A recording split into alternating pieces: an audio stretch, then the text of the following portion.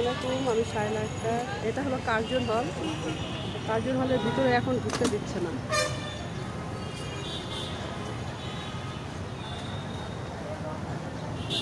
আমি বাইরে দিয়ে ভিডিও করছি।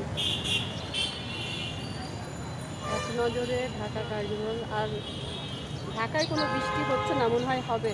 খুব মেঘলা করছে, এখন বিকাল, অনেক মেঘলা করছে, বৃষ্টি মনে হয় হবে।